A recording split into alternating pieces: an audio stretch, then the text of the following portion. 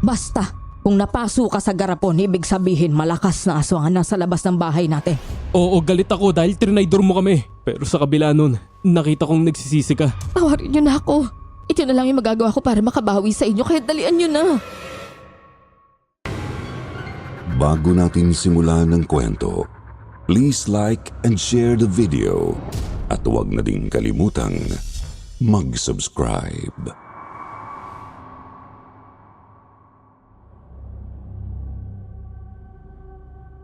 Magandang araw, Sir Jupiter. Ako si Philip, isang masugid na taga-subaybay ng Sitio Pangil, Sitio Bangungot at Kwentong Takip Silim. Hindi nabubuo ang araw ko kung hindi ako nakakapakinig ng mga kwentong katatakutan dito sa mga channel ninyo. Dito nga po sa channel ninyo ako nahilig sa mga kwentong katatakutan na hango sa totoong mga buhay. Noon kasi akala ko kwento-kwento lamang ang lahat ng mga naririnig kong tungkol sa mga aswang. Akala ko noon katahang isip lang ang mga karimari-marim na nilalang na laman ng mga kwentong bayan at ginawa lamang para libangin tayo. Subalit, nagbago ang lahat ng iyon nang minsang muntikan na akong mamatay sa kamay ng isang aswang. At ang natatanging karanasan kong iyan ang ibabahagi ko sa inyo. 2015 noon, isang taon mula nang makapagsimula akong magtrabaho ay bumalik sa amin ang aming yaya na si Nanay Fina. Biglaan kasing umuwi ang kasambahay namin noon dahil sa pagkakasakit ng nanay nito. Kaya naman pinabalik ng aking ama si Nanay Fina para magtrabahong muli sa amin. Parang pamilya na ang turing namin sa kanya. Magmula nang magkamalay ako sa mundong ito ay nasa amin na siya. Siya ang katulong nila daddy at mami sa pagpapalaki sa aming magkakapatid. At noong mamatay si mami noong grade 6 ako ay siya na ang tumayong nanay ko. Lalo na atabala si daddy sa kanyang mga negosyo. Grabe ang dedikasyon niya sa pagtatrabaho at sa pag-aalaga sa amin. At dahil sa paninilbihan sa amin ay hindi na niya nagawa pang makapag-asawa. Maganda si Nanay Fina kahit na mahigit 50 na siya at hindi iyon mahahalata. Morena siya at bagay na bagay sa kanya ang balingkinitan niyang katawan. Palagi siyang nakangiti at masaya. Hindi ko nga siya nakitang malungkot kahit noon pa man. Bata pa lang kaming magkapatid ay madalas nang ibinibida ni Nanay Fina sa amin ang fiesta sa kanilang lugar at ang nagagandahang mga tanawin doon. May mga dala siyang larawan at madalas niyang tinitingnan ang mga yon kapag nag-iisa. Ipinagmamalaki niya rin lagi ang kanyang pamilya na umano ay mga albularyo sa kanilang lugar sa Iloilo. At siyempre palaging buntot ng mga kwentong albularyo ang mga maligno at mga aswang. Subalit hindi ko naman sineryoso ang mga yon. Akala ko kasi noon, kwento lamang ang mga yon para patulugin kami sa tanghali. Bakit hindi pwede? Sige na, wala namang dapat ikatakot eh. Matagal na silang wala at alam mo yan. Ay naku, bahala ka. Matagal na kasi nilang gustong makita yung lugar natin. At dadalhin ko sila dyan. Mainit ata ang ulo nyo, Nanay Fina. Sino kaaway nyo? Oh, nariyan ka pala, Philip. Ay naku, wala yun. Yung kuya kong pariwara yun. Nga pala. Fiesta na sa amin sa susunod na linggo. Baka umuwi muna ako. Gusto ba ninyong sumama ng kapatid mo? Talaga po? Oh, kung ayos lang naman sa inyo. Naku, malabo po dyan si Ate Princess dahil abala yun sa ospital. Pero wag po kayo mag-alala, sasabihan ko po siya. Ay, oo. Alam mo, maganda nga yan na dalawa kayong makakasama eh. Hindi ba't matagal na ninyong gustong makita yung lugar namin? Oh, ito na yun. Opo, siguradong maiinggit si Ate Princess kapag nalaman niya at hindi siya pwedeng umalis. Pero Nanay Pina, pasensya na po pero narinig ko po kasi yung usapan niyo ng kuya niyo kanina. Parang ayaw po ata niya ng bisita. Ayos lang po ba na sumama kami? Aba, oo naman. Wag mong pansinin yung lasenggo kong kapatid. At isa pa, ligtas yung lugar namin. Wala nang mga aswang doon. Ayan na naman ho kayo eh. Nananakot. Wala naman po talagang mga aswang. Ay, hindi kita tinatakot. Totoong wala ng mga aswang. Kaya nga naaya ko na kayo ngayon eh. Isa pa, malalaki na kayo kaya mas madali na kayong dalhin doon. Akala siguro ninyo matatakot pa ako sa mga aswang, no? Ay naku, alam ko namang hindi at maswerte ka dahil hindi mo mararanasang makaharap sila. Sige na nga po. Magpapahinga na ako pero kailan po pala tayo aalis? Kung kailan kayo pwede. Basta kailangan umabot tayo sa piyesta. Sige po. Ako na lang din po ang bahala sa plane ticket natin. Regalo ko na rin po sa inyo at pasasalamat. Okay lang po ba yon? Nagliwanag ang mukha ni Nanay Fina sa narinig. Sabay tanong kung papayagan daw ba ako ni Daddy. Sinabi ko naman sa kanya na malaki na ako at hindi ko na kailangang magpaalam pa. Matapos ang usapang yon ay kaagad kong tinawagan ang aking ate. Subalit, kagaya ng inaasahan ko, hindi siya pwede. Kaya naman tinawagan ko ang pinsan kong si Greg. Nasa university pa ito noon subalit sa amin siya tumutuloy. At dahil eksaktong patapos na ang semester noon ay walang pag-aalinlangan itong pumayag. Wala naman daw itong gagawin at gustong-gustong gumala. Kaya naman ipinagpaalam ko kay Nanay Fina kung ayos lang na isama namin si Greg at hindi naman siya tumutol. Kaya naman kaagad na rin akong nag-book ng ticket para sa aming tatlo. Subalit isang gabi bago ang biyahe ay masinsinan kaming kinausap ni Nanay Fina. May ilang bilin lang ako sa inyo, Philip. Alam kong hindi kayo naniniwala sa mga maligno. Kayo ni Greg. Ayan, sa mga aswang, mga engkanto, hindi kayo naniniwala pero mainam na kung susunod na lang kayo. Sige po, Nay. Nakikinig po kami. Una huwag kayong magkalat doon. Lalo na sa mga puno na nakapaligid sa baryo, baka kayo'y mapagkatuwaan doon. Hanggat maaari, huwag kayong iihi kung saan-saan. Kung hindi na mapigilan, huwag kalimutang magtabi-tabi na lang. Opo, para hindi namin matamaan at maistorbo ang mga naroon na hindi nakikita. Tama ho ba? Tama. Pangalawa, huwag kayong tatanggap ng kahit anong pagkain o inumin sa hindi nyo kilala. Lalo na yung kulay itim. Bakit po? Ay nako, madali lang maitago sa ganong uri ng pagkain ng sumpa ng mga aswang at ayoko kayong mapahamak. Ay, Nanay Fina, aswang na naman. Ay nako Philip, walang mawawala kung susunod ka. Tsaka isa pa pag may mangyari sa inyo ako mananagot sa tatay nyo aba. Sige na nga po. Basta ipapakilala nyo kami ni Greg sa mga dalaga doon, ha? Nako, puro ka talaga kalokohan. Sige na, papakilala kita sa isa kong dalaga roon.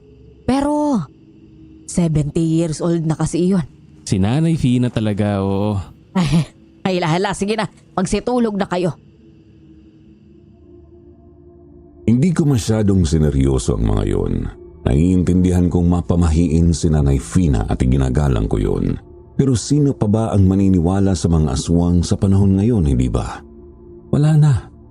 Para sa akin noon, mas nakakatakot pa ang mga kriminal sa kalsada kaysa sa mga nilang na sa tingin ko noon ay sa mga isipan lamang nating nabubuhay. Dumating ang araw ng aming pag-alis. Walang naging problema sa aming naging biyahe.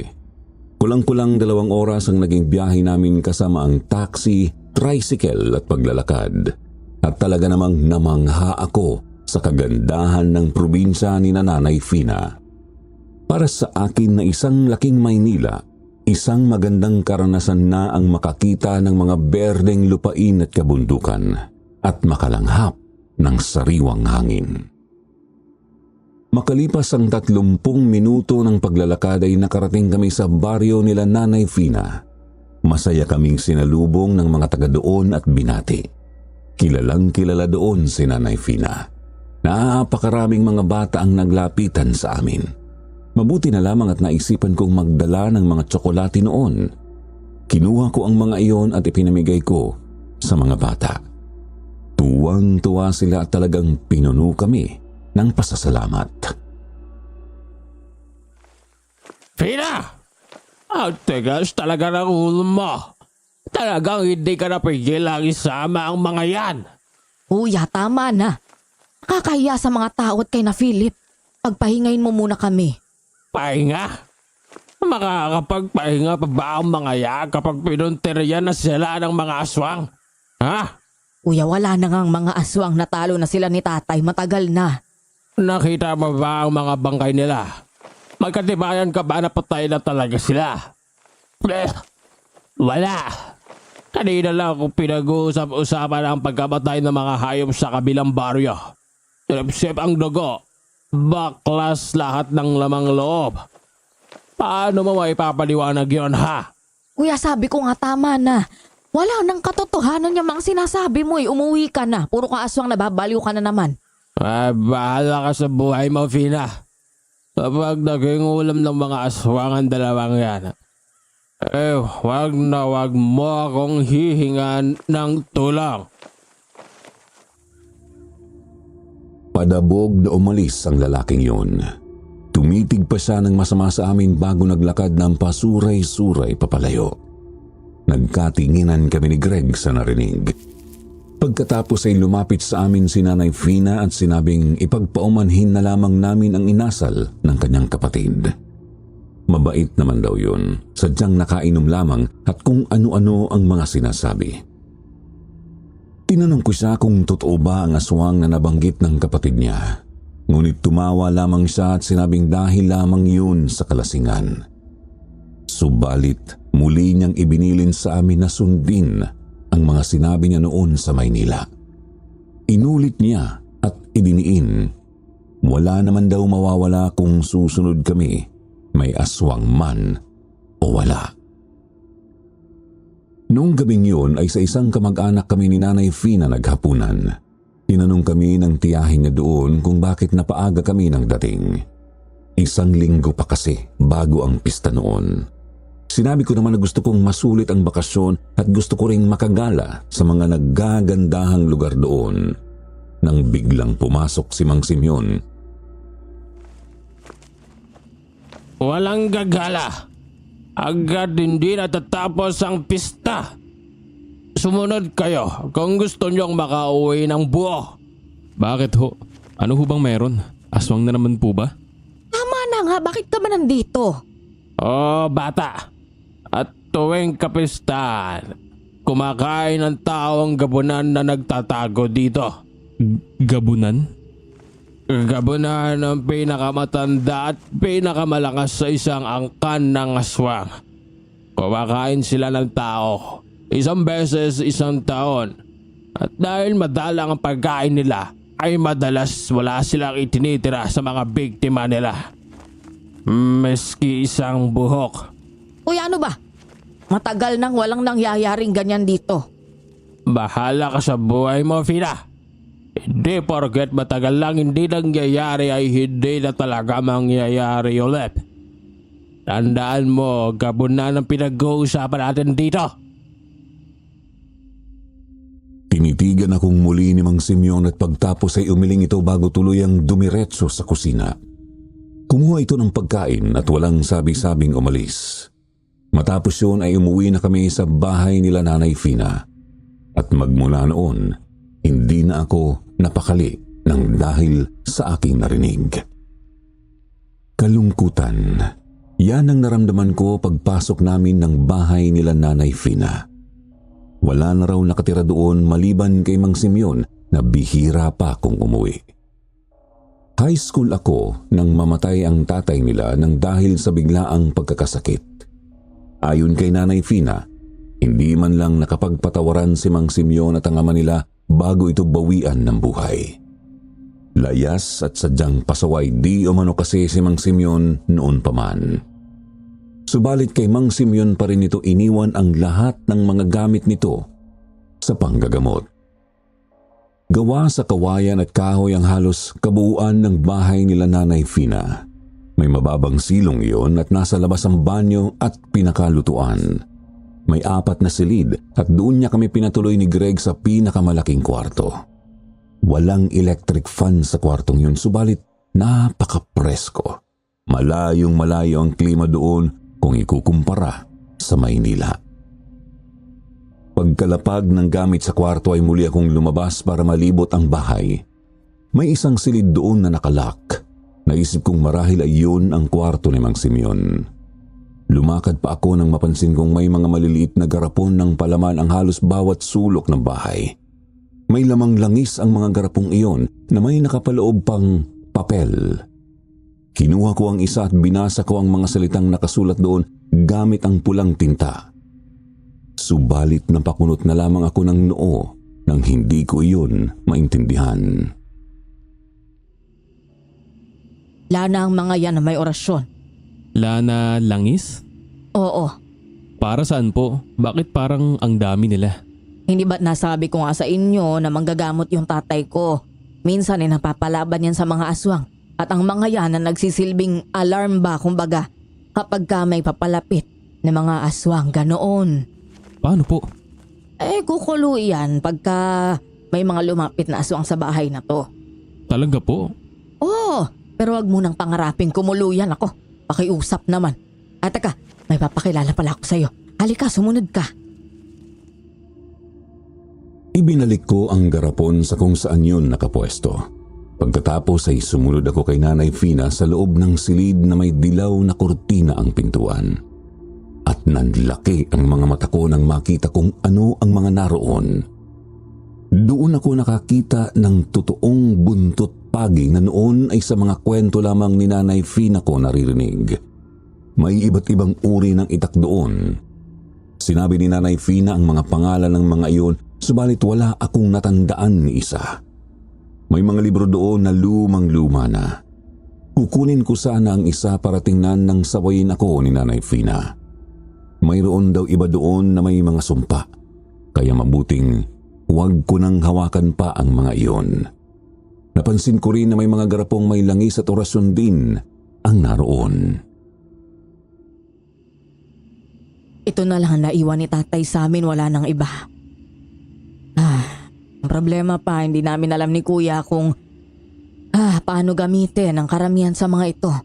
Lalo na yung medalyon at mga librito na yan. Kung gayon, totoo pong may kapangyarihan ng mga yan? Lahat ng nakikita mo dito ay minsan ang nagamit ng tatay namin at lolo namin sa pakikipaglaban sa mga maligno, mga aswang, mga ganon. Alam kong mahirap paniwalaan, oo, sige. Para sa mga taga Maynila, mahirap talaga yan. Pero magtanong-tanong ka sa paligid bukas at malalaman mong totoo yung mga ikinukwento ko sa inyo noon. Hindi naman ho sa hindi ako naniniwala pero ang hirap lang po kasing paniwalaan. Ano? Parang ang gulo mo na yata, inaantok ka na yata. Opo. Bigla po akong nakaramdam ng pagod. Sige na, maglinis ka na ng katawan at matulog na kayo ni Greg. Tawagin niyo ako kapag may kailangan pa kayo, ha? Salamat po. Nanay Fina, Oh, Philip. ang astig ng tatay nyo para magkaroon siya ng ganitong mga gamit. Salamat. Matapos yun ay bumalik na ako sa kwarto namin ni Greg. Marahil nang dahil sa pagod ay kaagad akong nakatulog ng gabing yun. Ganoon din si Greg na tulog na nang datnan ko sa kwarto. Mahina rin kasi ang signal doon kaya hindi magamit ang cellphone para sa libangan. Kinabukasan maaga akong nagising. Madilim pa noon subalit wala nang humpay ang mga manok sa pagtilaok. Bumangon ako at napansin kong wala na si Greg sa higaan nito kaya naman lumabas na ako at nagtungo sa may kusina. At doon ay naabutan ko si Nanay Fina na nagtitimpla ng kape. Naroon din si Greg at tumutulong sa paghahanda ng agahan.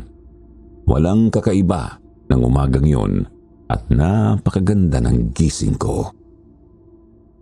Nang matapos kaming magagahan ay lumabas kami ni Greg. Gagala na sana kami nang mapansin kong napakaraming tuyong dahon ang nakakalat sa paligid. Kaya naman nagwalis na muna ako. Inawat pa ako ni Nanay Fina, hindi raw dapat ako nagwawalis dahil bisita ako. Pero ano ba naman ang pagwawalis bilang kapalit ng pagtanggap nila sa amin doon, hindi ba? Si Greg naman ay kinuha ang lagayan ng patuka ng manok at siya na ang nagpakain sa mga gumagalang manok sa paligid ng bahay. Habang abala ako sa paglalagay ng mga naipon kong dahon sa sako ay may tumawag ng pansin ko sa kakahuyang nasa gawing kanan ng bahay nila Nanay Fina. Nasa dulo na pala ng baryo ang bahay nila at malapit na sa isang mahabang daan papunta sa susunod na baryo. Tinitigan ko ng maigi ang gawing iyon ng kakahuyan. Sigurado kasi akong may nakita akong gumalaw mula doon. At hindi nga nagtagal, mula sa likod ng isang puno ng mangga, lumabas ang isang dalaga. Tingin ko ay kaedad ko ito. Morena at tamang-tama lamang ang pangangatawan nito. Nakasuot ito ng dilaw na sando at kupas na maong. Sa likuran naman ito ay isang bayong na puno ng mga tuyong sanga, habang ang isang kamay nito ay may hawak na bayong. Tatawagin ko sana ito ng isang malakas na sitsit ng malingaw-ngaw sa paligid. Napalingon ang dalagang yun sa kanyang likuran at walang ano-anong kumaripas ng takbo papasok ng kakahuyan. Ano yon? Ikaw ang sumisitsit, Philip? Nako, hindi po. Yung nasa kakahuyan ho. Tinawag yung may tsurang dalaga na nangunguha ng ata ng panggatong. May tsurang dalaga? Oho, morena, tapos matangos ang ilong. Ah, baka si Tala yan. Diyan sila sa loob ng kakahuyan nakatira. Mag-uuling yung ama niya. Mabait na bata yun. Ang kaso lang ay sobrang strikto ng tatay kaya hindi basta nakikipag-usap sa iba. Ganun ho ba? Bakit gusto mo? Nanay naman eh. Ay nako, biro lang naman. O siya na, tapusin mo na yan na makalibot na kayo sa baryo. Talaga? Pwede po? Oo naman, basta ang bilin ko ha. Huwag kalimutan. Opo. Matapos ang mga gawain ay lumibot na kami ni Greg sa baryo. Palakaimigan ang lahat ng mga taga doon. Panay silang ngiti at alok ng mga pagkaing mayroon sila. Noong una ay hindi kami tumatanggi, subalit nang nabusog na kami ay doon na namin sila inawat sa pagbibigay sa amin. Sa bandang gitna ng baryo ay naroon ang bahay ng pinaka-leader ng baryo at doon ay naabutan namin ng ilang mga kabataan na gumagawa ng mga palamuti at makukulay na arko para sa paparating na fiesta. Kinausap namin ang mga naroon at humingi kami ng permiso na tumulong. Maluwag naman nila kaming tinanggap at hindi na namin namalayan ang mabilis na paglipas ng oras. Asa na ba yung bote ko ng alak? Buisit. Abay, ang lakas talaga ng loob ninyo, ano? Parang mga taga rito lang ah. Hindi ba talaga kayo natatakot? Mang Simeon, pasensya na ho pero pinayagan naman ho kami ni Nanay Fina. Yang si Pina. Walang alam yan. Ala sige, bumalik na kayo sa bahay. Kapag nadali pa kayo ng aswang dito ay ewan ko na lang. Tanghaling tapat ho. Kayang umatake ng gabunan kahit anong oras. At may mga aswang na hindi mo basta-basta nakikita. Kaya makinig kayo sa akin. Uy, ano ba naman yan? Nasa malayo pa lang ako, dinig na dinig ko na yung boses mo eh. Tinatakot mo na naman sina Philip. Ay nako, pati mga bata at kabaryo natin natatakot sa mga pinagsasabi mo eh. Dapat lang na matakot sila para mag-ingat. Tama na nga. Philip, Greg, halina nga kayo, tumayo na kayo dyan. Tara na at magtatanghalian na naman na. Hayaan na ninyo yung lasenggo na yan dyan. Opo.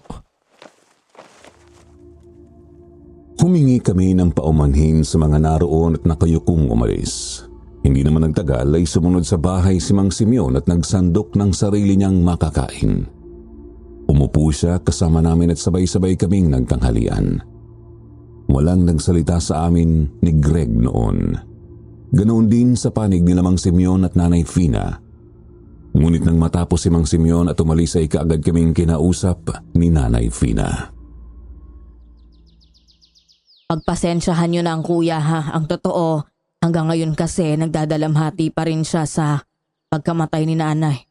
Si tatay ang sinisisi niya nun dahil hindi niya nagawang hiligtas si nanay. Ano ho bang nangyari sa nanay nyo? Bata pa lang kasi ako noon nangyari yun eh. Noon kasing rumisponde si tatay sa pag-atake ng isang aswang, sinalisihan siya nito. Ay lumusog dito sa bahay at kitang-kita namin ni kuya kung paanong kinaladkad ng aswang na yun ng nanay namin palabas. Dumating si tatay nun, pero hindi niya nahabol yung aswang. At makalipas yung 2 araw ay nakita na lang namin ang bangkay niya sa may niyugan. Bisperasyon ng pista nang mangyari yun. Pagmula nun hindi na tumigil sa paninisi si kuya kay tatay. Si tatay naman ay ginawa lahat, matugis lang yung aswang na pumatay kay nanay. Minsan silang nagkalaban, pero sabi ni kuya, hindi raw natalo ni tatay. Bagkus nakatakbo ito palayo. Sandali lang po, ibig sabihin, totoo po ang mga aswang? Nanay Fina, pasensya na ho pero ang hirap ho talagang paniwalaan eh. Totoo sila, Philip. Minsang kinatakutan ng lugar na ito. Pero wala na sila ngayon. Magmula nung umuwi ako rito, nang iwan ko kayo. Wala nang ni isang insidenteng may kinalaman sa aswang ang nangyari. Kung ganun, Oo, totoo sila. Hindi sila laman lang ng mga kwento ko. Pero gaya ng sinasabi ko, ngayon wala na kayong dapat ikatakot. Nagkatinginan kami ni Greg matapos noon. Pagkatapos kumain ay sandali kaming nagpahinga. Mahirap paniwalaan ang mga sinabi ni Nanay Fina, pero wala siyang dahilan para gumawa ng kwentong may kinalaman sa pagkamatay ng kanyang ina. Makalipas ang ilang oras ay nainip kami ni Greg. Humingi kami ng permiso kay Nanay Fina na muling maglibot pa sa lugar. Pumayag naman siya basta susundin lang daw namin ang mga ibinili niya. Lalong-lalo na ang hindi pagtanggap ng mga pagkain mula sa mga tao sa labas ng baryo. At huwag na huwag daw kaming magpapaabot ng dilim, lalo na sa may kakahuyan. Matapos marinig ang mga paalala ay umalis na kami ni Greg. Nawala ang takot na nararamdaman ko nang makita ang napakagandang tanawin doon. Tuwang-tuwa talaga kami sa luntian na paligid ng lugar. Doon lang kami nakakita ng napakalaking mga puno ng harapan. May mga kakaibang ahas din kaming nakita at ganoon din ang iba't ibang uri ng mga ibon. At nang dahil sa pagkalibang, hindi na namin napansin na napalayo na pala kaming dalawa at hindi na ako sigurado sa daan pabalik. Palingon-lingon ako habang nagkakamot ng ulo nang halos mapatalon ako sa gulat. Bigla na lamang kasi akong nakarinig ng isang malambing na boses ng babae mula sa aming likuran. Hindi kayo taga rito, hindi ba? uy, grabe ka naman. Huwag ka namang manggulat. Pasensya ka na kung nagulat kita. Hindi ko kasi alam kung paano kayo kakausapin eh. Para kasing naliligaw kayo eh. Oo, napalayo na ata kami. Ganun ba? Sige, sumunod kayo sa akin. Ituturo ko yung daan palabas. Marami kasi talagang naliligaw dito. Yung iba nga hindi na nakakalabas eh. Huwag ka namang manakot ng ganyan. Biro lang, tara na. Sige na, sumunod na kayo sa akin. Ikaw si Tala, tama? Ikaw yung nakita ko noong isang araw sa tapat ng bahay ni Nanay Fina. Oo, Tala yung pangalan ko. Kayo, ikaw. Ako si Philip. Ito naman ang pinsan kong si Greg.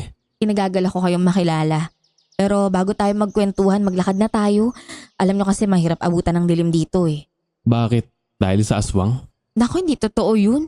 Walang aswang dito. Madilim ka mo at kapag hindi ka sanay, siguradong puro galos ang aabutin ng mga paa nyo. Sinabayan namin siya papalabas ng kakahuyan. Ang totoo ay nagpapasalamat ako na dumating siya. Malamang kasi ay naligaw na kami ni Greg kung hindi dahil sa kanya. Itinuro niya ang daan papalabas nang makarating kami sa isang malaking kubo. Nakatayo iyon sa ilalim mismo ng isang napakalaking puno ng balete. Hindi naman yun kalayuan mula sa bungad ng kakahuyang yon. Tinanong ko sa kung sino ang kasama niya doon at sinabi niyang ang tatay lamang niya. Subalit nasa bayan daw ito ng mga oras na yon. Salamat ah. Wala yun. Sa susunod, wag na kayo masyadong lalayo baka mawala ulit kayo eh. Oo, tatandaan namin yan. Pwede ba kaming bumalik dito? Alam mo na, para may kakwentuhan ka man lang. Malayo-layo rin ito sa baryo ah. Hindi na, sanay naman na ako. Ako na lang pupunta sa inyo pag may oras ako. Talaga? Oh, Sige. Hihintayin ka namin dun ah. Maglalakad na kami palayo ni Greg nang may naramdaman akong kakaiba mula sa loob ng bahay nila Tala. Napatingin ako sa loob ng bintana noon. Madilim ang loob at wala akong maaninag. Ngunit halos lumundag ang puso ko palabas nang makita kong tila may mga matang umilaw sa loob ng bahay na yon. Kulay pula ang mga yon. Napaurong ako at naramdaman kong nagbutil-butil ang mga pawis sa aking noo. Ibinalik ko ang aking mga mata kay Tala, subalit pumasok na ito sa loob ng bahay. At pagtingin kong muli sa bintana ay wala na doon ang mga mata. Dali-dali ko nang hinila si Greg palayo sa lugar na yon. Pagdating ng bahay nila Nanay Fina ay bigla akong nakaramdam ng pagkahilo. Papasok pa lamang kami ng bakuran nang biglang umikot ang aking paningin. Napakapit ako sa bakod, ngunit biglang nanlambot ang mga tuhod ko at tuluyan akong bumagsak sa lupa. Dali-daling tumakbo papunta sa akin si Nanay Fina at tinanong ako kung ano ang nangyari. Ngunit hindi ko na nagawang makasagot. Hindi ko na nga rin narinig ang paliwanag ni Greg noong mga oras na yon. Dinala nila ako sa loob ng bahay. Pagkatapos ay pinainom ako ni Nanay Fina ng paracetamol. Medyo gumaan ang pakiramdam ko noon. Ngunit hindi nagtagal ay naramdaman kong kumukulo ang sikmura ko. Nanay Fina, nasusuka po ako. Sige, halika na. Talian mo.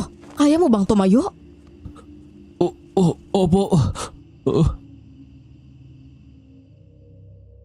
Sumuka ako ng sumuka. Halos lahat ng kinain ko ng araw na yon ay inilabas ko. Halos mapatingkayad pa ako sa sobrang lala ng aking pagsusuka. Dito na kumilos si Nanay Fina. Tumakbo siya sa labas. Pumitas siya ng mga dahon-dahon at kaagad na pinakuluan ang mga iyon. Pagkatapos ay hinubad niya ang suot kong t-shirt. Pinakuluan rin niya iyon at pagkatapos ay bahagyang pinalamig. Nang lumamig na ng bahagya ay ipinunas niya iyon sa aking katawan. Pagkatapos ay nagsalin siya ng pinagpakuluan ng mga dahon sa isang tasa at ipinainom sa akin yon. Biglang bumaligtad ang aking sikmura. Muli akong nagsuka ngunit nang hilakbot ako nang makitang itim na likido ang aking isinuka. Huwag kang matakot. Ayos ka na. Tapos na. Salamat po. Ano hong nangyari? Nausog ka.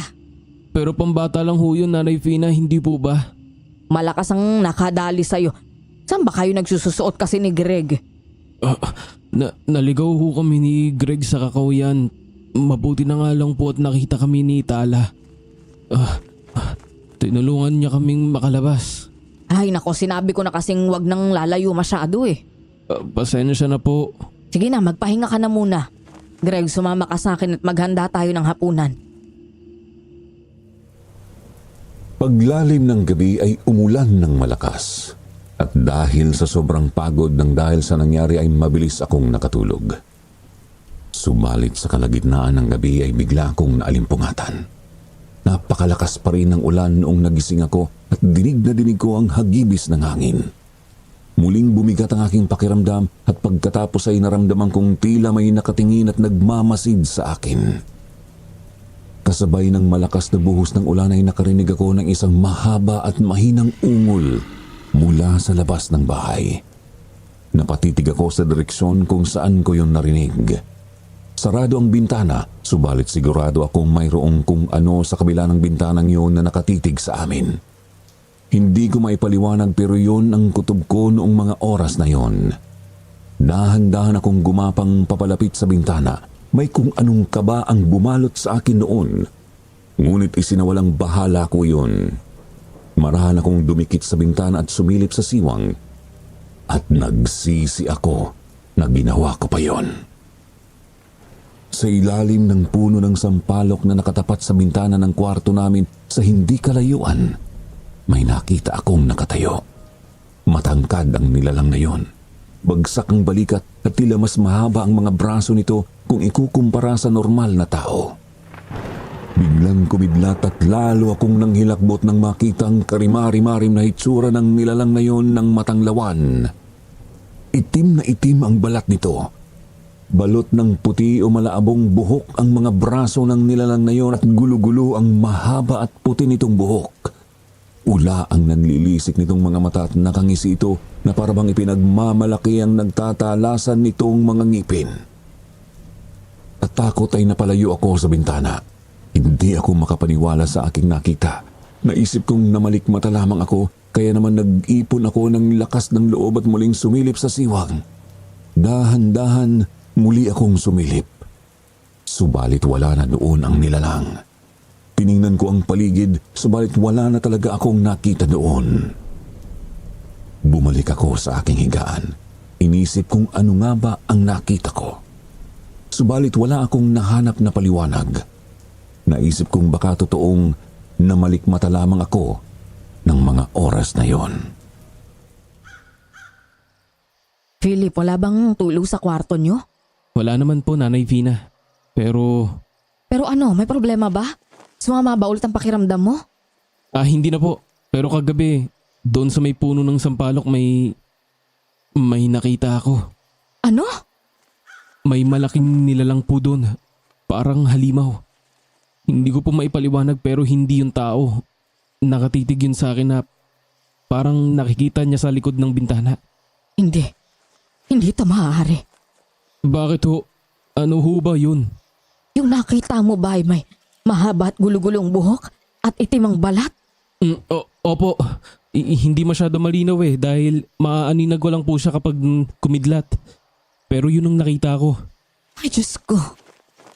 Nanay Fina, ano ho ba yun? Wala yun, makaguni-guni mo lang yun. Sige na, kumain na muna tayo. Pero Nay, Wala yun, Philip. Baka dala lang yun ng masama mong pakiramdam at pagod. Sige na, kumain na. Hindi ako kumbinsido sa sinabing yun ni Nanay Fina, pero wala na akong nagawa. Tuluyan na rin naman ng bumuti ang pakiramdam ko matapos kumain. Subalit minabuti ni Nanay Fina na pagpahingahin muna ako noong umagang yon. Noong hapon ay aalis sana kami ni Greg papunta sa batis na sinasabi sa amin ni Nanay Fina. Ang kaso, bumuhos muli ang malakas na ulan. Kaya naman wala na kaming nagawa pa ni Greg kung hindi ang libangin ang aming sarili sa mga gawaing bahay. Muli kong napansin ang mga garapong may lamang langis. Mayroon na din pala noon sa kwartong tinutulungan namin ni Greg. Napansin ko rin na may pinatulis na kawayan sa gilid ng kwartong yon at dalawang mahahabang itak. Sigurado akong wala ang mga iyon doon noong unang gabi namin. Tinanong ko si Nanay Fina kung para saan ang mga iyon. Ngunit sinabi lamang niya na huwag ko nang pansinin ang mga gamit na iyon at hayaan lang. Sumapit ang gabi at saka lamang tumila ang ulan. Kumain kami ng masarap na hapunan at dahil wala nang magawa, maaga kaming nakatulog ni Greg. Subalit sa kalagitnaan ng gabi ay muli akong naalimpungatan. May narinig kasi akong kaluskos mula sa labas ng bahay at tunog ng tila kumukulong tubig. Tiningnan ko si Greg. Tulog na tulog siya. Hindi rin naman siya gumagawa ng kahit anong ingay. Muli akong nakarinig ng kaluskos sa labas. Para bang may naglalakad-lakad doon ng pabalik-balik. Umupo ako. Lalong lumakas ang tunog ng paggulo na aking naririnig. Sinundan ko ang tunog na yon at nanlaki ang mga mata ko nang makitang nanggagaling ang tunog sa garapon na may lamang langis. Bumubula iyon na parabang pinakukuluan. Hinawakan ko yun, ngunit napabitaw ako kaagad dahil napakainit noon. Nalaglag ang garapon, nabasag yun at gumawa ng malakas na ingay, dahilan para magising si Greg. Narinig kong tumakbo papalayo ang kung anumang nasa labas. Bubuksan ko sana ang ilaw subalit walang kuryente. Maya-maya pa ay nakarinig ako ng isang malakas na ungol ng malaking hayop mula sa malayo. Philip, anong nangyari? Ano yung nabasag? Nay, yung garapon po kumukulo yung langis. Inawakan ko tapos... Napasok ka? Opo. Lumayo ka sa bintana, Philip. Ikaw din, Greg. Bakit po? Basta, kung napasok ka sa garapon, ibig sabihin malakas na aswang nasa labas ng bahay natin. Ano ho? Ayokong matakot kayo kaya hindi ko na sinabi, pero ang nakita mo kagabi, maaring isang gabunan yun. Nay naman. Hindi kita tinatakot. Sige na, lumabas tayo ng kwarto. Doon tayo sa may sala. Mas maluwag doon. Dalian nyo na. Opo. Nawala ang mga kaluskos na aking naririnig, subalit hindi na kami bumalik pa ni Greg sa kwarto. Hindi na rin ako nakatulog pang muli ng gabing yon. Pakiramdam ko ay may nagmamasid sa labas. Naghihintay sa mga ikikilos ko at gagawin. Ang bigat ng pakiramdam ko noon na parang may nakapatong sa akin. At hindi gumaan ang pakiramdam ko hanggang mag-umaga. Paglabas ko ay naroon muli si Mang Simeon at kumakain ng agahan. Tinitigan niya ako ng masama bago tinawag sa hapagkainan.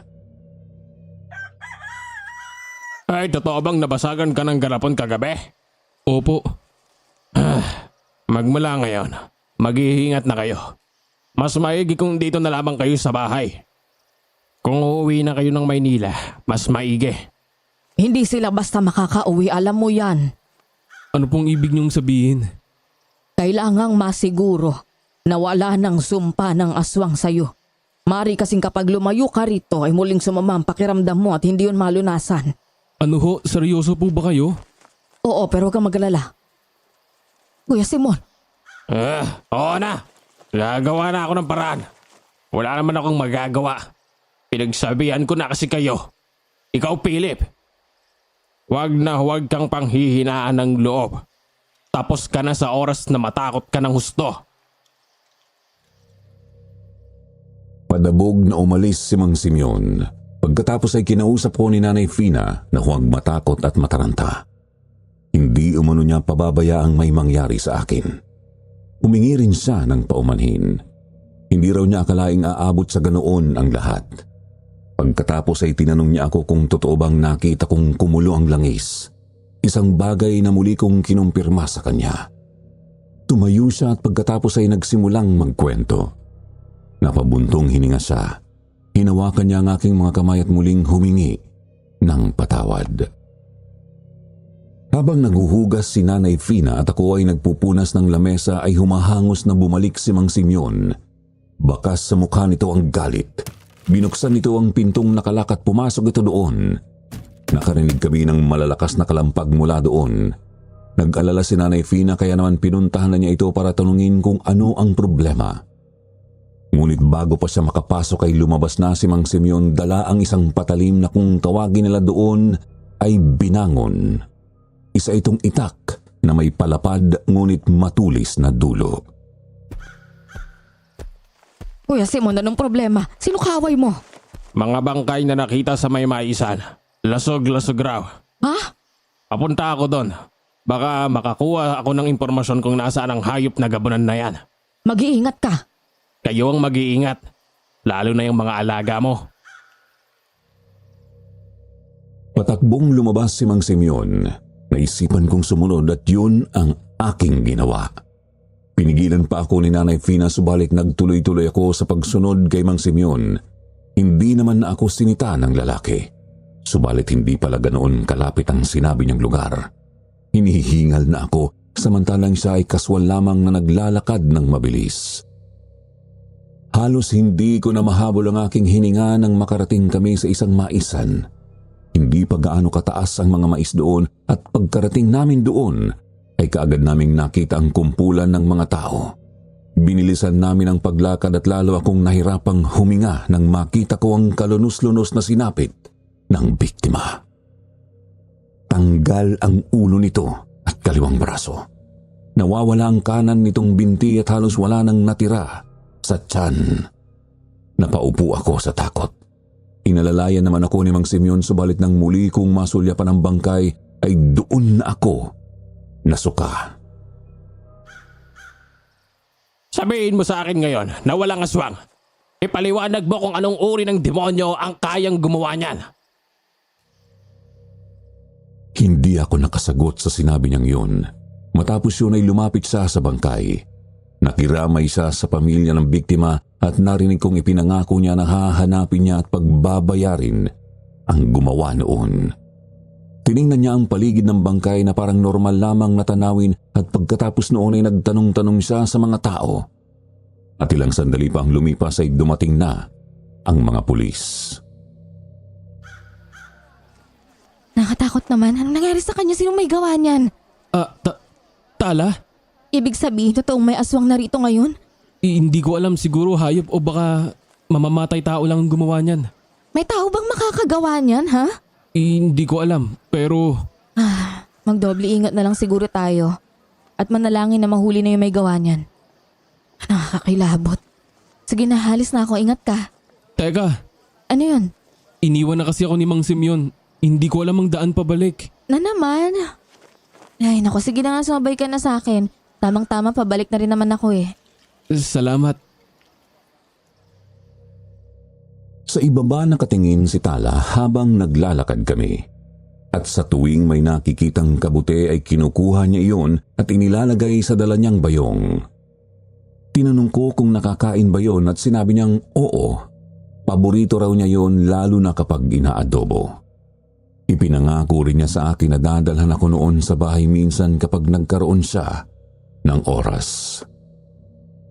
Habang patuloy na naglalakad ay hindi ko maiwasan ang aking sarili na mapatitig kay Tala. Napakaamo naman kasi talaga ng kanyang mukha at napakaganda ng mga mata. Napatingin sa bigla sa akin, napaiwas naman ako ng tingin. Ngunit mas nabigla ako nang magsimula siyang magtanong. May nobya ka na ba sa Maynila? Wala. Bakit? Kalokohan. Itsura mong yan, wala? Bakit gwapo ba ako? Sa Maynila, pangit pa ang mukhang ito. Pero seryoso, wala akong nobya o asawa. Bakit mo naitanong? Wala lang. Gusto ko lang magsimula ng usapan. Wala kasi akong kaibigan eh. Masyadong maigpit si tatay. May mga kakilala ako pero hindi ko sila lagi nakakausap eh. Kung gayon, magmula ngayon pwede mo na akong kausapin araw-araw. Hindi ka ba naiwirdohan sa akin? Sa amin ni tatay? Hindi. Bakit ko naman mararamdaman yun? Wala lang. Naririnig ko kasi sa mga tao na weirdo daw ako, kaya wala akong kaibigan, ganun. Salamat ah. Nakangiti siyang tumalikod sa akin at nagpatuloy na naglakad. Subalit bago pa siya tuluyang makatalikod sa akin ay nakita ko kung paanong naging malungkot ang ekspresyon ng kanyang mukha. Sa pagkwekwentuhan namin ay inihatid na niya ako hanggang kina Nanay Fina at nang makarating kami doon ay kaagad siyang nagpaalam para umuwi. Subalit bago pa siya makalayo ay marahan ko siyang hinawakan sa kanang braso. Natigilan siya at napalingon. Bakit? Dito ko na kumain. Hindi mo ba naaamoy mukhang adobo yung niluluto ni Nanay Fina? Masarap yun. Pero nakakaya naman, hindi ako makabala pa sa inyo. Sige na Tala, dito ka na kumain. Wala nang nagawa pa si Tala para tanggihan ang alok namin ni Nanay Fina. Nagpalipas muna kami ng oras doon at mas nakilala ko siya ng gusto. Hindi rin siya tinantanan ni Greg na tanong ng tanong kung saan magandang maggala bago ang fiesta. Nang sumapit ang tanghali ay sabay-sabay na kaming kumain. Abot tenga ang ngiti ni Tala habang kumakain ng adobong manok ni Nanay Fina. Nakakamay pa ito at kada subo ay pinupuri ang luto ng aking yaya. Tapos na kaming kumain nang biglang may sumulpot na matandang lalaki sa aming bakuran. Medyo matangkad ito, payat at kulay puti na ang lahat ng buhok. Pasilip-silip ito sa loob ng bahay. Tatayo na sana ako para tanungin ito nang pigilan ako ni Tala. Kaagad ko namang napansin na namutla ang kanyang mukha noon habang nakatitig sa lalaki. Ako nang bahala, tatay ko naman yun eh. Ganun ba? Papasukin natin at ayain na lang natin kumain. Hindi na. Hindi rin naman papayag yun eh. Di ba, Aling Fina? Oo, suplado ang tatay niyan. Ay, sige na nga. Pero maaari ba kaming dumalaw dun sa inyo? Ha? Wag na. Ako na lang pupunta dito pag nagka-oras ako. Salamat po sa inyo, Aling Fina. Salamat, Philip, sa uulitin. Sige, ingat. Matapos maghugas ng kamay ay dali-daling lumabas si Tala at tinawag ang ama. Pinagmasdan ko sila habang papalayo. Ngunit wala naman akong napansing kakaiba. Kaya naman nagligpit na lamang ako. Ako ang naghugas ng pinggan noong tanghaling yon. Ilang beses pang tumutol si Nanay Fina pero nagpumilit ako. Wala kasi akong magawa at kaya ko namang maghugas ng pinggan. Habang abala ako sa lababo ay nilapitan ako ni Nanay Fina. Seryoso ang kanyang mukha. Sinabihan niya akong sumunod sa kanya sa loob ng bahay na kaagad ko namang ginawa. At doon ay nakita ko ang isa sa mga garapong may lamang langis na basag na. Nagkalat na rin ang lahat ng laman nito sa istante. Ibig sabihin po ba niyan? Oo, maaring narito kanina ang aswang na umaaligid tuwing gabi at magiging tapat na ako sa'yo. Napakalakas nito para makabasag ng mga garapon. Ano nga pala nangyari sa pinuntahan niyo ni Kuya? Totoo po?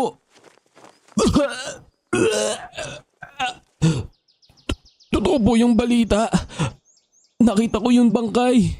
Ay Diyos ko, sige maghanda tayo. Maglalagay ako ng asin sa mga bintana at mga pinto at huwag kayong basta-basta lalayo ha. Hintayin na natin si Kuya Simon na umuwi. Opo. Walang nangyaring kakaiba noong gabing yun, subalit hindi ako nakatulog ng mahimbing. Iniisip ko kung totoo ba ang aswang na sinasabi ni Nanay Fina. Hindi rin maalis sa isipan ko ang madugong sinapit ng bangkay na nakita noong umaga. Ang totoo, natatakot ako. Subalit sa kabila noon ay gusto kong malaman kung totoo ba talagang may mga aswang. Sumapit na ang bispiras ng fiesta. Masayang isinabit ng mga kabataan ng mga makukulay na banderitas sa pasukan ng baryo at sa bawat kabahayan. Nagkabit rin ng makukulay na ilaw ang ilan sa mga bahay at naging abala na ang karamihan sa paghahanda ng pagkain. Nagkatay ang pinsan ni Nanay Fina ng 2 malalaking baboy. Binigyan kami nito at pinaghati-hati ni Nanay Fina at iniluto. At dahil maaga pa noon ay hinayaan lang kami ni Nanay Fina na lumibot sa baryo.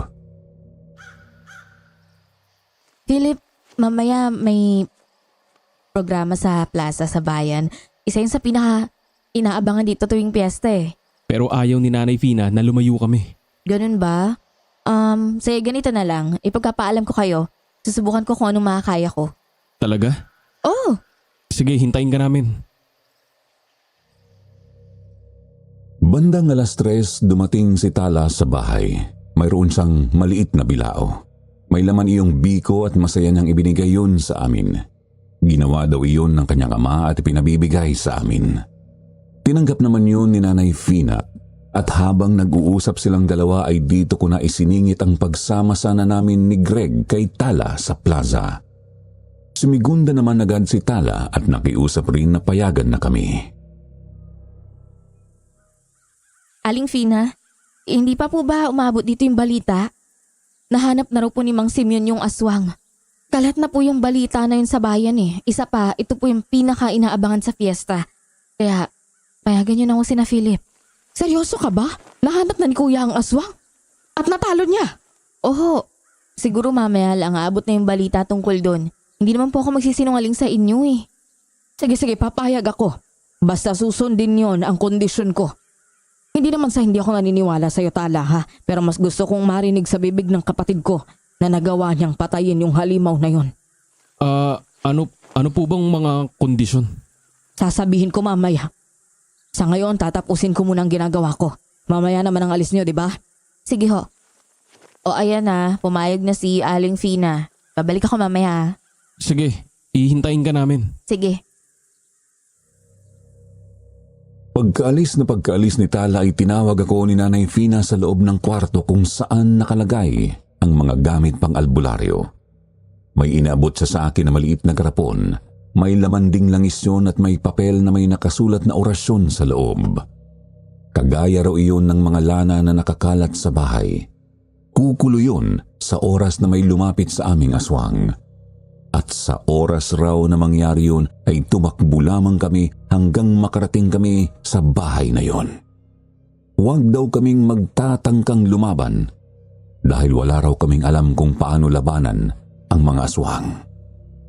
Pagkatapos ay lumabas siya ng silid. Sinundan namin siya ni Greg.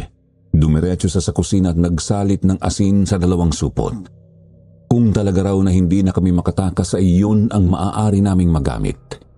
Isaboy lang daw namin yun sa mga aswang lalo na sa mga mata at bibig nito. Matapos yun ay naghanda na kami ni Greg sa pag-alis. Yun na ang pinakapinunta namin sa lugar na yon at ayaw namin yung palagpasin. Isa pa, wala naman na kaming aalalahanin dahil positibo nang namatay ni Mang Simeon ang aswang. Bigla na kasing kumalat ang balitang iyon sa baryo at sabi ng isa sa napadaan sa amin ay kasalukuyan na lamang sinusunog ni Mang Simeon ang bangkay ng natalong aswang. Bahagyang lumiwanag ang mukha ni Nanay Fina nang marinig yun at nawala na ang pag-aalinlangan niya sa pagpayag sa amin na umalis. Nabawasan ang tensyon sa kanyang boses, subalit ipinadala pa rin niya sa amin ang mga bagay na ibinigay niya at mahigpit na ibiniling huwag iwawalay ang mga iyon sa amin. Kaya naman inilagay ko ang mga iyon sa isang belt bag para madaling makuha kung sakali. Philip? Greg? Narito na si Tala. Tama na yung pagpapapogi ninyo riyan. Nanay talaga. Sige po, alis na kami. Ang bilin ko ha, mag-iingat, Philip. Opo, babalik po kami agad. Huwag po kayong mag-alala. Mga 5:00 noon nang umalis kami. Mga 20 minuto ang inabot namin sa paglalakad bago kami nakarating sa plaza na malapit na sa bayan. Mabuti na lamang nga at may alam na shortcut si Tala dahil kung hindi baka raw ginabi pa kami sa daan. Pagdating namin doon ay kaagad na bumungad sa amin ang napakaliwanag na paligid. Napakaraming mga tao at sari-saring mga pagkain at inumin ang itinitinda. Kaagad na naengganyo si Greg sa mga makukulay na palamig. Yun agad ang una niyang binili. Pagkatapos ay pumunta naman kami sa isang bakery at bumili ng bagong lutong hopya doon. Marami pa kaming kinain at nang mabusog saka lamang kami pumunta sa gitna ng lugar kung saan may programa. Eksakto paglapit namin doon ay mayroong umaawit ng isang love song. Maraming salamat sa pagkakaibigan, Philip. Salamat din, Tala. Basta kahit anong mangyari, mag-iingat ka, okay? Ha? Oo naman. Bakit? Tungkol ba ito sa aswang? Basta mag-iingat ka ngayong gabi. Ngayong gabi, mas kailangan mong mag-ingat ngayong gabi. Anong ibig mong sabihin? Wala. Mag-iingat kasi baka mawala ka na naman. Kayo ni Greg. Alam niyo naman ang dami pa namang tao, baka hindi ko kayo makita. Ganun ba? Napakamot na lamang ako ng ulo habang iniisip kung ganoon ba talaga ang mga babae. Magulo kausap at magulo kong mag-isip. Habang lumalalim ang gabi ay lalong lumilitaw ang kagandahan ng iba't ibang ilaw sa paligid. Nagsimula na ring dumami ang mga tao para manood ng programa. Si Greg naman noon ay wala nang humpay sa pagbili ng mga pagkain. Sa tuwing nakikita ko siya ay puno ng pagkain ng bunganga niya. Kami naman ni Tala ay magkasamang nalibang sa mga palabas at hindi na namin napansin ang oras. Hala, 8:00 na pala. Kailangan na nating bumalik, baka masyado na tayong gabihin. Masyado na tayong naglilibang.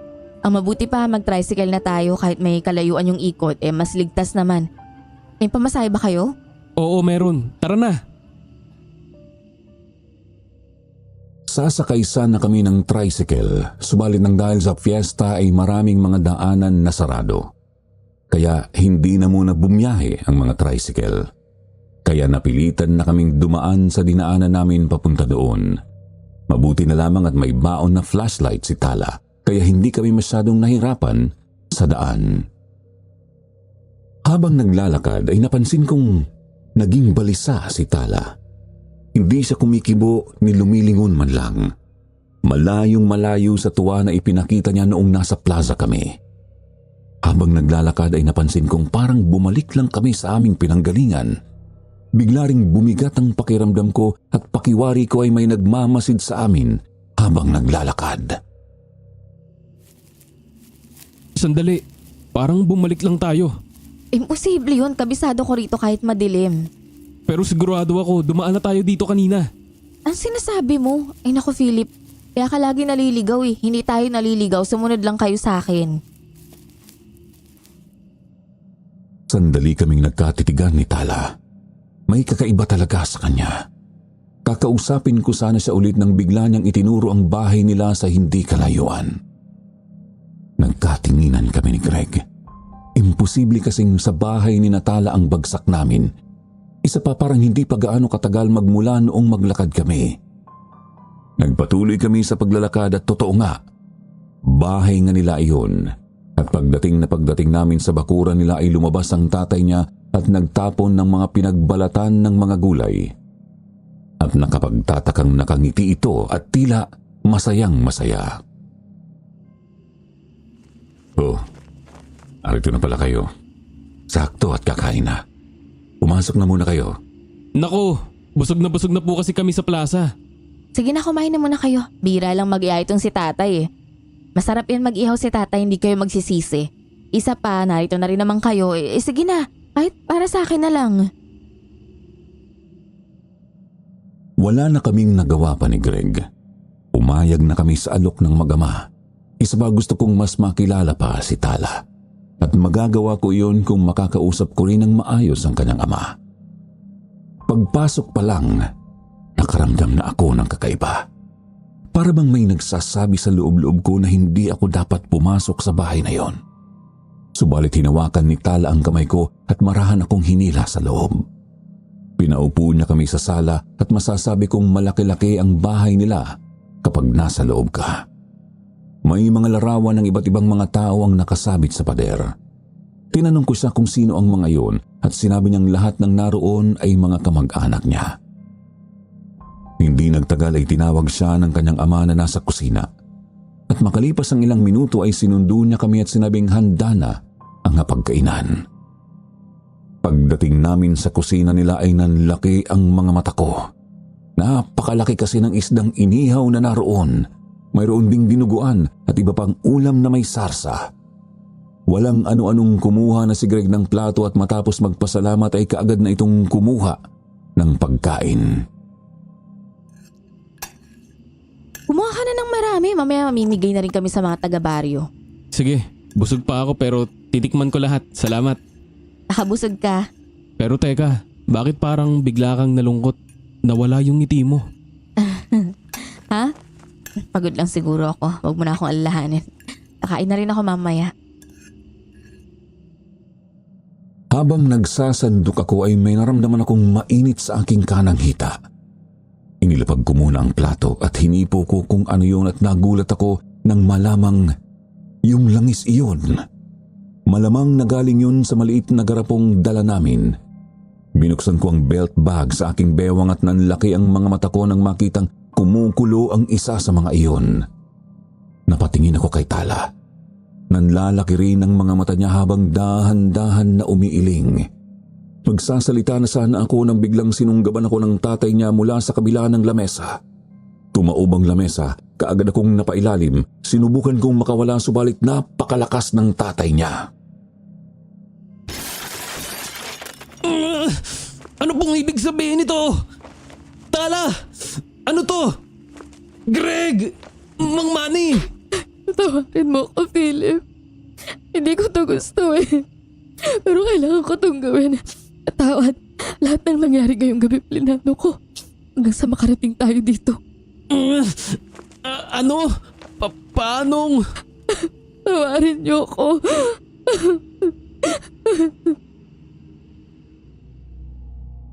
Tinitigan ko si Mang Manny habang pilit akong kumakawala sa kanya at nang hilakbot ako nang makitang unti-unting nagbago ang kanyang anyo. Unti-unting nabalot ng matitigas at kulay abo na balahibo ang braso ng lalaki. Humaba rin ang buhok nito na kulay puti at unti-unting nangitim ang balat. Kasabay noon ay kitang-kita ko kung paanong humaba ang mga pangil niya na parang pangil ng isang galit na tigre. Umungal ito ng malakas at halos mawalan ako ng malay sa lakas ng sigaw ng halimaw na yon. Hindi ko maipaliwanag ang takot na nararamdaman ko noon. Halos naihina ako sa pantalon. Subalit nang simulan niya akong sakalin ay napalitan ang takot ko ng kagustuhang makawala doon. Tay, ipinangako mong papatayin mo sila ng mabilis. Tumahimik ka. Ako ang kakain kaya ako ang nakakaalam ng gusto ko. Nagawa mo na ang parte mo. Kaya makakaalis ka na. Sinapo ng halimaw ang buong mukha ko. Inaangat niya ako at handa na niyang ihampas ang ulo ko sa sahig nang magawa kong makasipa ng malakas.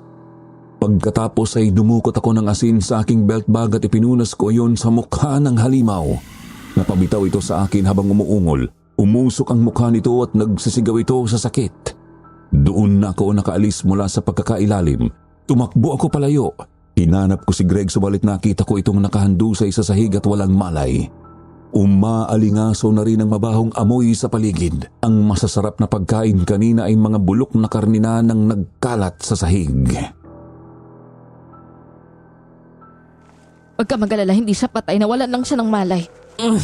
Anong huwag kang mag-alala? Traidor ka! Pinagkatiwalaan ka namin. Tapos aswang ka pala. Hindi ako aswang. Hindi, Philip. Philip, patawarin mo ako. Huwag ka lang humingi ng tawad. Gawin mo ang tama. Hulihin mo sila. Pero tay, Gawin mo na bago pa kita unahing gawing hapunan. Kita kong napalunok ng laway si Tala at mula sa ilalim ng lababo ay hinugot niya ang isang mahabang itak. Nagmakaawa ako sa kanyang huwag ituloy ang kung anumang binabalak niya ng mga oras na yon. Sumigaw ako ng saklolo pero walang dumating. Dahan-dahang naglakad si Tala papunta sa akin. Tumulo ang luha sa kanyang mga mata bago ako inundayan ng taga. Nakaiwas ako. Nagawa kong makatakbo papuntang sala. Sinundan niya ako. Lalabas na sana ako ng bahay nang biglang tumalon sa harapan ko ang halimaw niyang ama at humarang sa pintuan. Mga demonyo! Lalo ka na, Tala! Ayop ka! Paanong nagawa niyo ito? Puro kayo drama. Kaya sinabi ko sa iyong patay na dapat sila bago mo dinala rito. Ang tigas kasi ng ulo mo, Tala. Biglang tumalon palusob ang halimaw. Napakabilis noon at imposibleng maiwasan. Halos magharap na kami nang bigla siyang nawala sa aking paningin at tumalsik sa may dingding. Si Tala naman ay nasa sahig na rin at namimilipit habang nakadiin ang kaliwang kamay sa tagiliran. Mula naman sa aking likuran ay narinig ko ang isang pamilyar na boses. Maswerte ka at nagawa kong makawala sa oras. Kung hindi, sisig ka na ngayon, Philip. Mang Simeon, paano po kayo napunta rito? Talo ako ng hayop na yan. Pero hindi ako pinatay sa halip ay ginawa akong bihag sa kabilang kwarto. Gagawin daw niya akong panghimagas ngayong gabi. Mayabang. Naisahan patuloy. Salamat po. Salamat po at dumating kayo. Huwag ka munang magpasalamat.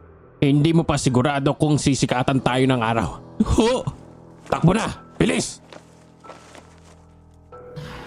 Lumayo ang halimaw at sumigaw ng malakas. Walang ano-anong nilusob nito si Mang Simeon, subalit mabilis na nakaiwas ang lalaki sa atake ng aswang.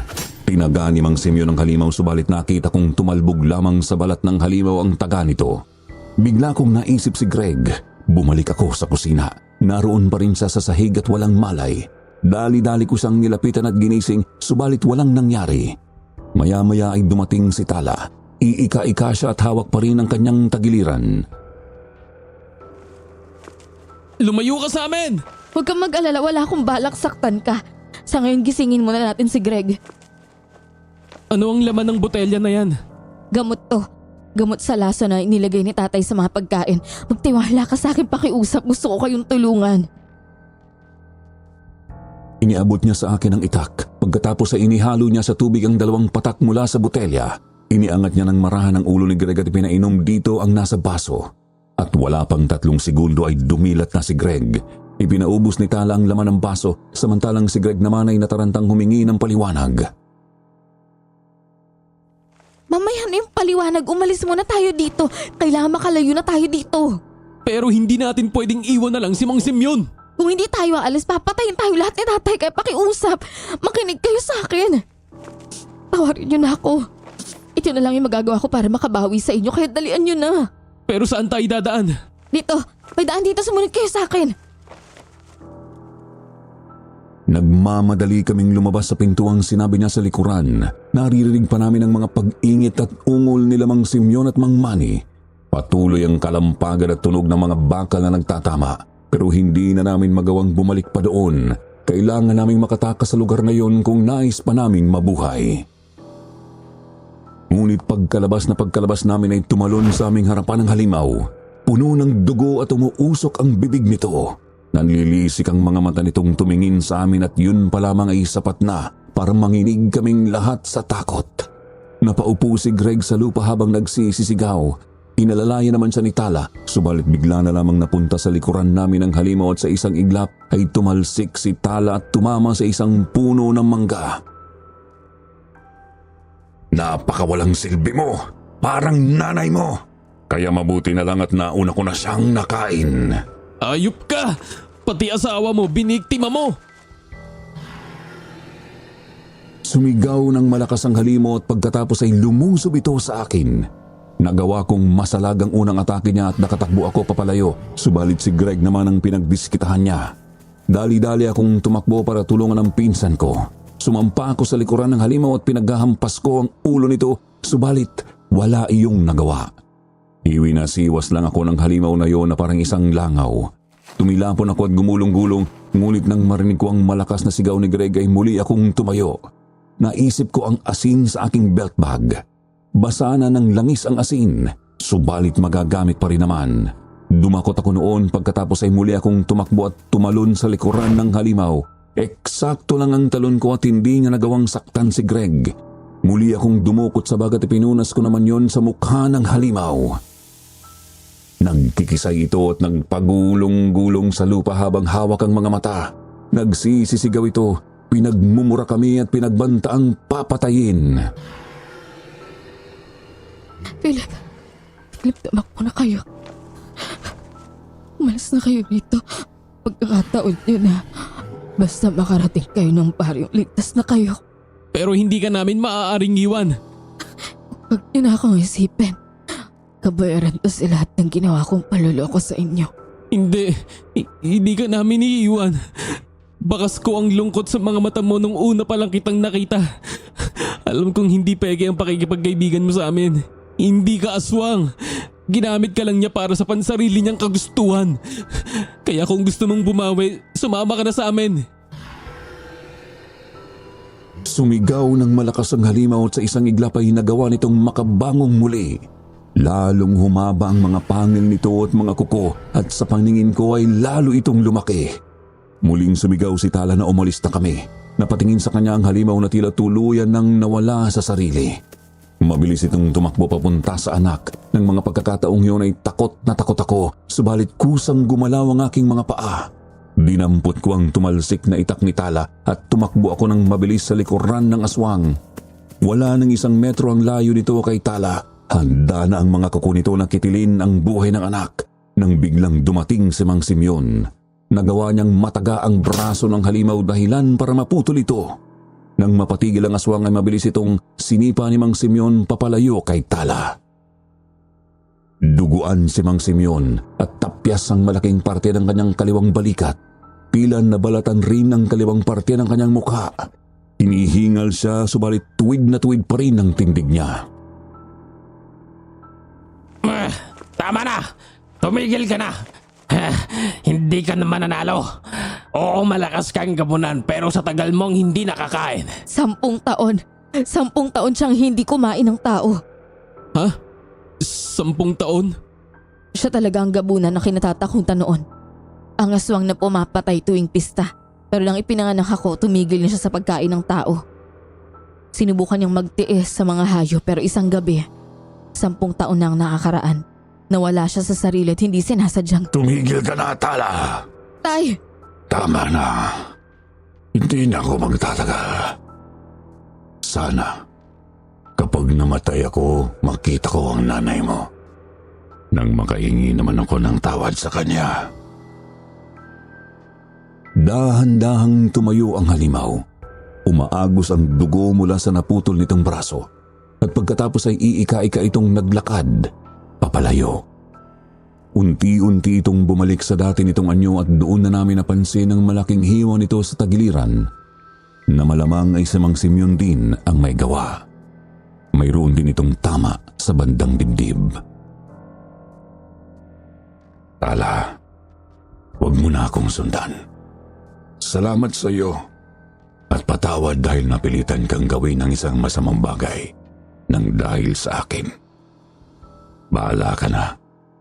Sana maging masaya ka. Hahabulin pa sana siya ni Mang Simeon nang biglang bumagsak na lang din ito sa lupa. Gising pa ito subalit hindi na maigalaw ang buong katawan. Marahil ay dala yon sa mga sugat nito at pagkaubos na rin ng dugo. Tara Philip, tulungan mo ako. May mga gamit sa loob ng bahay. Bigyan muna natin siya ng makapangunang lunas. Pero ang tatay mo, hindi ba siya... Huwag mo na siyang alalahanin. Pero Tala, Mahal ko sa tatay. Dahil sa kabila ng pagiging aswang niya, pinilit niya akong palakihin ng normal. Pero mali na konsentihin ko siya. Mali na hayaan ko siyang kontrolin ako na gumawa ng masama. Sa pinsala niya, hindi na siya tatagal. Sigurado ako. Mabuti na yun. Mabuti na. Para hindi na siya mahirapan araw-araw.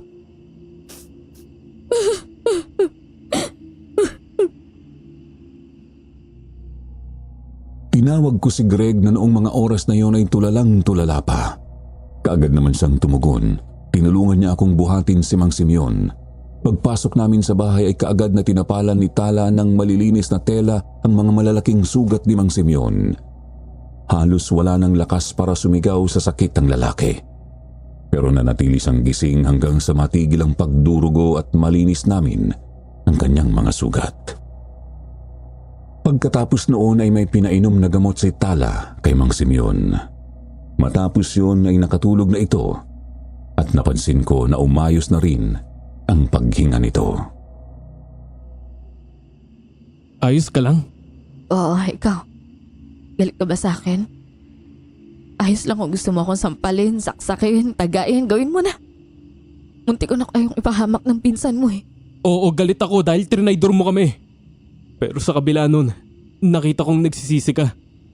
At alam ko, sigurado ako na hindi mo ginusto ang lahat ng nangyari. Nagita nga ako eh. Akala ko yun yung tamang gawin para kay tatay. Minsan talaga, nakakatanga ang pagmamahal. Huwag ka na mag-alala. Ayos na sa akin ang lahat. Basta ipangako mong mamumuhay ka na ng masaya. Oo. Maraming salamat, Philip. Pagsikat ng araw ay kaagad akong tumakbo pabalik sa bahay nila Nanay Fina. Halos maiyak siya nang makita ako lalo na nang makita niyang puro ako galos. Magdamag daw siyang nag-aalala sa amin ni Greg. Sinabi ko sa kanya na ayos lang kami. Ngunit kailangan na ni Mang Simeon na madala sa ospital. Agad na tumakbo si Nanay Fina at tumawag ng tricycle. Bumalik naman ako sa bahay nila Tala. Isinakay namin sa isang kumot si Mang Simeon at pinagtulungan namin siyang buhati ni Greg. Nadala ng maayos sa ospital si Mang Simeon at hindi naman nalagay sa panganib ang kanyang buhay. Ikinalulungkot ko ang mga nangyari, Tala. Tapos na yan. Ang mahalaga, buhay ka. Buhay kayo ni Greg. Salamat sa pagkakaibigan na iiwan mo sa akin. At higit sa lahat sa pagpapatawad. Pero kung gusto mo, sumama ka na sa amin sa Maynila. Ha? Oo, doon ka magtrabaho. Oo, magandang ideya nga yun para makalimot ka na rin. Ayoko, dito lang ako. Mahal ko yung baryo at kahit mapait ang sinapit ng mga magulang ko. May masasayang alaala pa rin kami dito. Sige, pero kung magbago ang isip mo, sabihan mo lang kami. Makalipas ang 3 pang araw ay bumalik na kami nila Nanay Fina ng Maynila. Naiwan sa bahay nila si Tala at ito rin ang nag-asikaso kay Mang Simeon nang makabalik ito mula sa ospital. Bago rin kami umalis ay nagkasundo na sina Nanay Fina at ang kuya nito. Pagbalik namin sa amin ay kaagad akong napaupo sa sofa. Napabuntong hininga at napaisip. Parang panaginip lamang ang lahat ng iyon. Hindi ko akalaing mararanasan ko ang ganoong uri ng katatakutan at kilabot. Nang dahil sa pangyayaring yon, nagbago ng husto ang tingin ko sa mundo. Nakakatroma. Subalit marami rin akong natutuhan sa nangyari. At isa na doon ang katotohanan sa likod ng mga aswang. Ganoon din si Greg. Magmula noon, hindi na niya ginustong pumunta ng mga probinsya. Madalas niyang ikinikwento sa mga kaklase niya ang mga karanasan namin doon. Pero walang sumiseryoso sa kanya. Sa ngayon ay sa bayan na nagtatrabaho si Tala bilang isang tindera. May mga pagkakataong inaaya ko pa rin siyang pumunta ng Maynila. Pero lahat ng iyon ay tinanggihan niya. Hindi raw siya nararapat sa kabaitan ko. Mabuti na raw na magbagong buhay siyang mag-isa sa lugar kung saan siya isinilang at sanay. Hindi naman na ako tumutol pa doon. Wala pa rin akong asawa ni nobya magpasa hanggang ngayon, Sir Jupiter.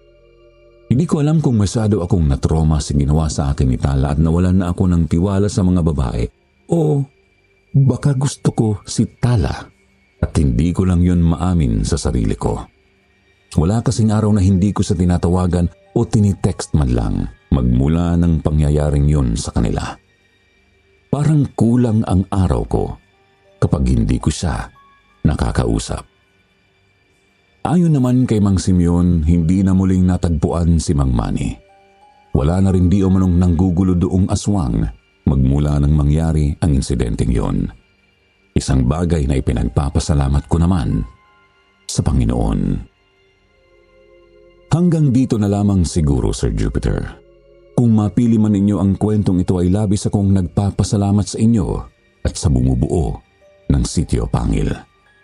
Mabuhay kayo at sana marami pang kwentong hango sa totoong buhay ang maitampok ninyo rito. At nang sa gayon, hindi mawala sa isipan ng mga tao na totoo ang mga aswang. At napalaging nariyan lamang sila sa paligid. Naghihintay ng tamang pagkakataon para umatake at maghasik ng lagim.